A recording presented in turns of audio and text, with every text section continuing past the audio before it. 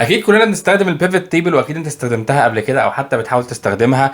بس في حركه جامده جدا جدا ممكن تحول بالنسبه لك التقرير بتاع البيفت تيبل ده لاكتر من شكل، باكتر من طريقه تقدر تطلع منه اكتر من معلومه باكتر من شكل، وتعمل كي بي اي جامد جدا جدا جدا من بره او من جوه البيفت تيبل دوت. تعال نتفرج ازاي في الحلقه دي نقدر نعمل الكلام دوت ان شاء الله، وازاي نستخدم الكالكوليشنز في البيفت تيبل عشان نوصل اللي احنا عايزينه.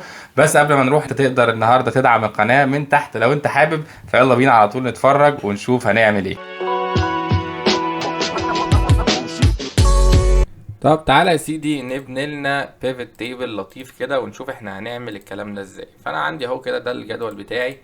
ولو انت بتستخدم الاكسل تيبلز او جداول الاكسل، فاحنا هنيجي هنا من فوق على طول وهنروح عاملين سمرايز بيفت تيبل، وهقول له جدول السيلز حطه لي في نيو ورك شيت، ومش هعلم على الداتا موديل دي، وهدوس اوكي. فاللي انا هعمله بقى يا سيدي ان انا دلوقتي تعالى مثلا نشوف نجرب نعمل ريبورت. هجيب مثلا السيلز بيرسون اللي هو ممثل المبيعات وهحطه في السطور، وهحط قدامه المبيعات بتاعته كقيم. وبعد كده هحط مثلا نوع البيمنت او نوع طريقة الدفع، يعني وسيلة الدفع احطها في الاعمدة عشان اشوف مثلا وسيلة الدفع اللي بتيجي عن طريق كل واحد من ممثلين المبيعات دول. وممكن تحط اي حاجة تانية انت عايزها يعني، بس احنا ايه يعني حاطين كده وسيلة الدفع مبدئيا. ممكن بلاش بدل، ممكن نحط بدل البيمنت دي هشيلها، وممكن نحط برودكت لاين كده. يبقى كده الطف. يعني دوت يبقى خط على حسب نوع المنتج، عن احنا بنبيع انهي منتجات، وكل واحد باع قد ايه، كل ممثل مبيعات باع قد ايه من كل منتج. طيب البيانات اللي انت قدامك دي يا سيدي شايفها، احنا شايفين كده دلوقتي البيانات اهو. وممكن كمان نيجي هنا كده ونعمل لها شوية تظبيط. يعني احنا هي صم اهي، نعمل نمبر فورماتنج ونخليها تبقى يعني فاصلة الألف، ونشيل علامات العشرية عشان ملهاش لازمة قوي، وندوس اوكي ونخلي كده الشكل بيبقى ألطف. طيب الفكره بقى هنا يا سيدي ايه، ان انت هنا شايف البيانات كبيانات ايه، كميه عاديه جدا، يعني بيانات مصمطه ابستراكت، مفيش اي حاجه، الدنيا تمام جدا فلطيف. في بقى حاجه تانية، انت ممكن تستخدم البيفت تيبل انك تطلع من هذه البيانات اشكال متعدده وافكار متعدده، وتقدر تقيس البيانات باشكال حلوه جدا. زي ايه؟ زي ان انت لما تيجي تروح على السم اوف سيلز ده اللي هو الرقم المبيعات اللي انت حاطه في الجدول، يعني هو مبيعات كل واحد من دول في الخانه او نوع البيان دوت، او نوع البرودكت لاين ده، او المنتجات دي يعني. فاقول له فاليو فيلد سيتنجز، وهقول له حاجه اسمها شو فاليوز از. طب دي بتعمل ايه يا سيدي؟ لما تيجي تشوف شو فاليوز از هتلاقي ان هو حاطط لك باي ديفولت كده اللي هو حاجه اسمها ايه، نو كالكوليشن، يعني مفيش حاجه هتحسبها. لكن انت لما تيجي كده وتقول له انا عايز مثلا اقيس percentage of grand total. ايه percentage of grand total دي؟ لاحظ ان ده هو الجراند توتال، ده الرقم الايه الاجمالي لكل حاجه، يعني ده الاجمالي بتاع المبيعات الاجماليه كلها، اللي هو كل المبيعات بتاعتنا اهي، ده رقم المبيعات كلها. وهنا تحت دوت، اللي تحت ده رقم المبيعات الخاص بكل ايه، بكل عنصر. يعني مثلا اللي هي مبيعات الالكترونيكس ده اجماليها، والسطر احمد ده اجمالي مبيعاته من كل العناصر، ودي مبيعات الالكترونيكس من كل على كل ممثلين المبيعات باين بالرقم ده. فانا هقول له percentage of grand total وهدوس اوكي. لاحظ الايه، الارقام بتاعتي تحولت لنسب مئويه، فتحولت تقدر تقول لشبه الكي بي ايز يعني. فانا بقيت اقدر اشوف النسبه. فلما اجي على النسبه هنا هلاقي ان ايمن يا سيدي بايع من مثلا مبيعات الالكترونيكس 5.7 من يعني 5.7 من اجمالي المبيعات الاجماليه الكليه. فكل رقم دوت هنا تقاطع ما بين سطر وعمود بيمثل ايه النسبه من الاجمالي العام. لاحظ ال 100% هنا.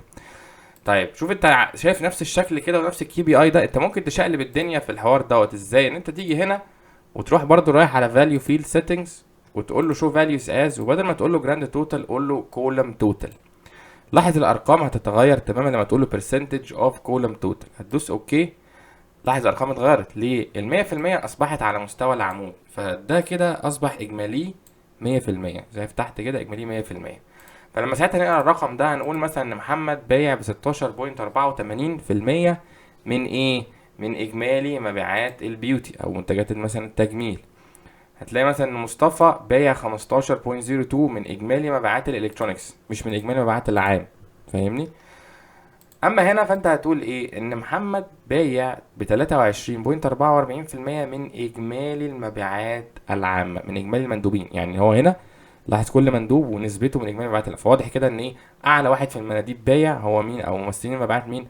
هو 23. هو محمد اللي بايع ب 23.44.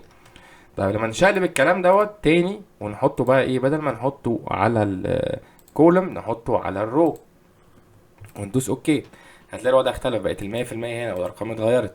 فتيجي تبص هتلاقي هنا ايه؟ دي نسبة، ما احنا هنا كنا شايفين نسبة كل ايه ممثل مبيعات من اجمالي المبيعات، هنا بقى هنشوف نسبة كل نوع منتج من اجمالي المبيعات. فهنلاحظ هنا ان المنتج الالكترونيات هي اعلى نسبة مبيعات في كل المنتجات. وبالتالي لما اجي اقرا الرقم هنا وهقول مثلا ان ايمن بايع في الالكترونيكس ب 33.68 من ايه؟ من اجمالي مبيعات ايمن نفسها. يعني ايمن من اجمالي مبيعاته الاجماليه كلها، فهو ايمن مركز اكتر حاجه في الالكترونيكس. ولاحظ هو اكتر حاجه بيعها الكترونيكس، يليها هتلاقي الاف ام بي، الفود اند بيفرج، بعد كده التجميل، بعد كده الفاشن، بعد كده الهوم، الاس ان تي، بعد كده ايه السبورتس والحاجات دي، وبعد كده الهوم.